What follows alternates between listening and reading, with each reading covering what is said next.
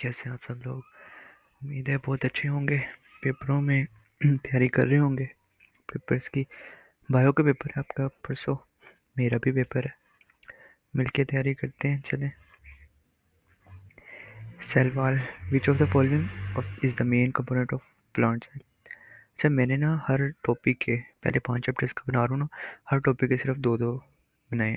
तो main possible है इसमें से आ जाए, पॉसिबल है कि ना आए, लेकिन आप अगर आपने प्रैक्टिस करनी है तो आप कर लें, ज़्यादा फ़ायदे में रहोगे। प्लांट सेल में मेन कंपोजिशन किस चीज़ की होती है? मेन कंपोनेंट उसका सेलुलोज होता है। फिर primary fungi, cell wall fungi की काइटिन से बनी होती है। पेप्टिडोग्लाइकन किसकी होती है? पेक्टिन किसकी होती है? सेलुलोज किसकी होती है? ये आपको पता है? पता है तो वेल एंड गुड। नेक्स्ट है सेल सिग्नलिंग। उसमें हमारे पास सेकंड मैसेंजर कौन सा होता है? CAMP, cyclic adenomonophosphate. अच्छा, और फर्स्ट मैसेंजर कौन सा होता है? फर्स्ट मैसेंजर आपका हार्मोन्स होते हैं जो प्रोटीन्स हैं, ठीक है। Next, signal transduction receptor proteins are usually located in cell membrane में होती हैं ये सारी चीज़ें। एक्टिव ट्रांसपोर्ट में आ जाते हैं हमारे पास। Active transport requires an energy required होती है। ATPs उसको चाहिए होते हैं।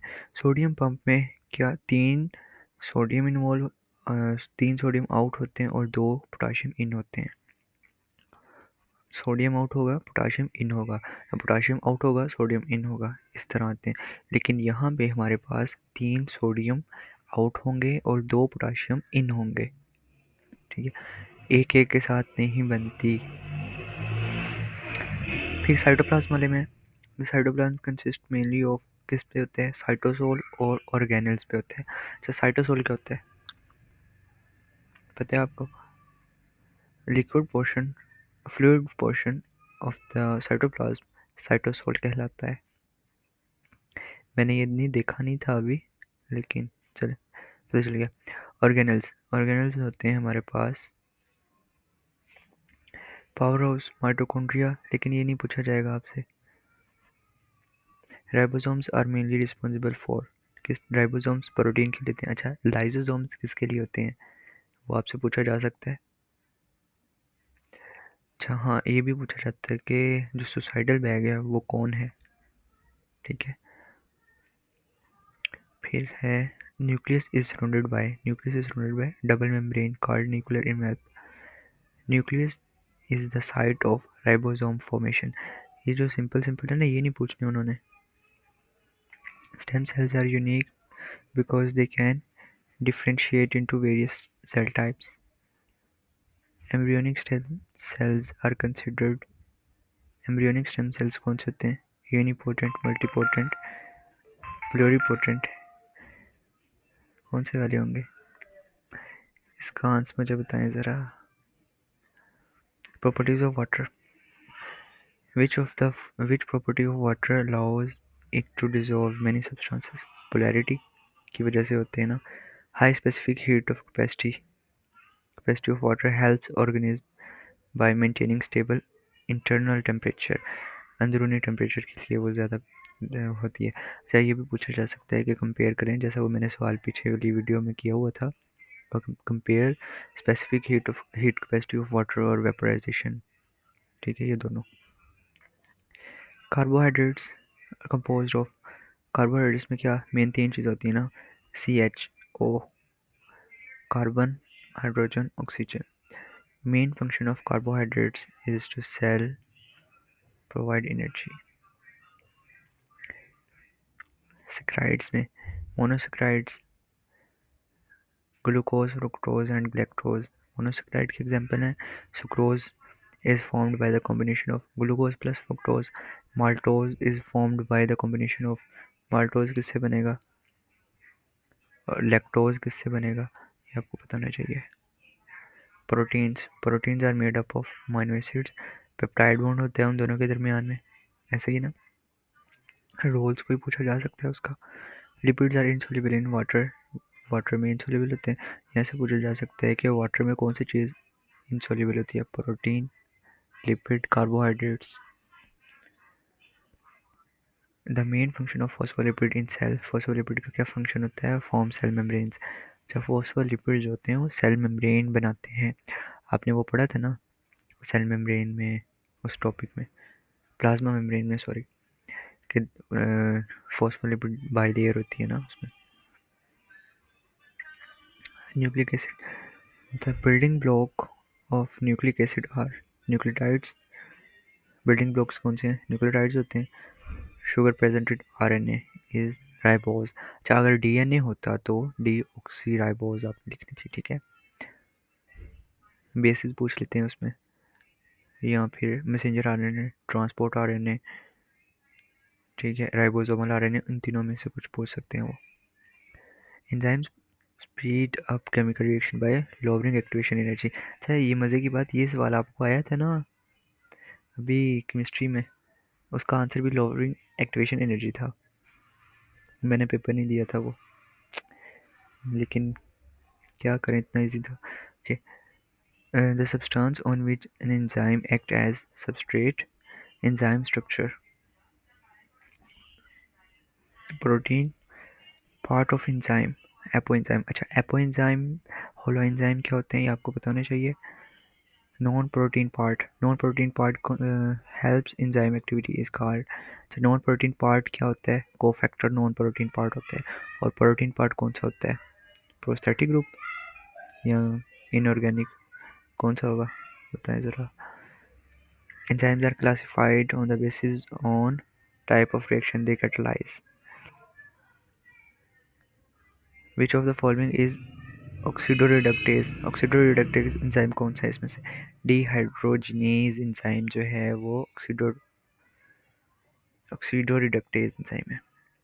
फिर आ जाते हैं एंजाइम इनहिबिशन में। In competitive inhibition the inhibitor compete with the substrate for the active site. Non-competitive inhibitor bind to a site other than active site. Factor affecting enzyme activity. Enzyme activity generally increases with the temperature until, जब तक वो denature नहीं हो जाते तब तक होती रहेगी, ठीक है। पीएच जब एक्सट्रीम लेवल पे हो जाएगी तो उस पर क्या इफेक्ट पड़ेगा? एंजाइम की शेप जो है वो चेंज हो जाएगी पीएच की वजह से। लाइट रिएक्शन है चैप्टर 4 में। Light reaction of photosynthesis takes place in, किस जगह पे होता है? थैलाकोइड मेम्ब्रेन में होता है, ठीक है। ये सवाल आया हुआ था इस साल, आपको पता है।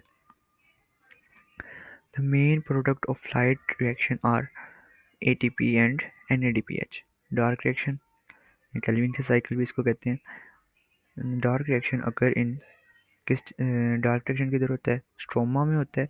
और लाइट रिएक्शन थैलाकोइड में होता है, ठीक है। 3PGA फर्स्ट प्रोडक्ट होता है उसका। फिर है हमारे पास the process of breaking down glucose to release energy, cellular respiration कहलाती है। और सेलुलर रेस्पिरेशन में कितने हमारे पास एटीपी आते हैं? 36 से 38। 36 जो हैं वो यूकैरियोटिक बैक्टीरिया में आते हैं और 36 जो है वो प्रोकैरियोट्स में आते हैं। मतलब ये हुआ कि 36 जो है हम इंसानों में आएंगे और 38 बैक्टीरिया में जाएंगे। Kreb cycle, Kreb cycle takes place in, किधर होता है? माइटोकॉन्ड्रियल मैट्रिक्स में होता है। फिर इसका जो है कौन सा मॉलिक्यूल जो है वो ऑक्सैलो एसीटेट के साथ कंबाइन करता है? एसिटाइल को ए। अच्छा, ये सवाल उसमें आया हुआ था शॉर्ट में। एसिटाइल को एंजाइम के साथ इलस्ट्रेट करना था हमने, क्रेब साइकिल और ग्लाइकोलिसिस इन दोनों के साथ रिलेट करके बताना था। इलेक्ट्रॉन ट्रांसपोर्ट चेन है इज लोकेटेड इन, किधर होती है? इनर माइटोकॉन्ड्रियल मेम्ब्रेन में। और क्रेब साइकिल किधर होता है? मैट्रिक्स में होता है, ये मेम्ब्रेन में होगा। फिर ETC the final electron acceptor is, आखिरी जो इलेक्ट्रॉन एक्सेप्टर है वो हमारे पास ऑक्सीजन आ जाता है। चैप्टर 5 देखते हैं। Viruses are classified on the basis on RNA और DNA, ठीक है। Host cell and replicate, viruses अंदर जाते हैं और रेप्लिकेट करते हैं। बैक्टीरियोफेज बैक्टीरिया में आता है और ये किस टाइप का होता है? डबल स्टैंडर्ड होता है। HIV हेल्पर टी लिम्फोसाइट या हेल्पर टी सेल्स भी कहते हैं, या इनको CD4 सेल्स कहते हैं। ठीक है, उस पर अटैक करता है। HIV जो है वो सिंगल स्टैंडर्ड RNA, और हाँ ये रेट्रोवायरस होता है, रेट्रोवायरस।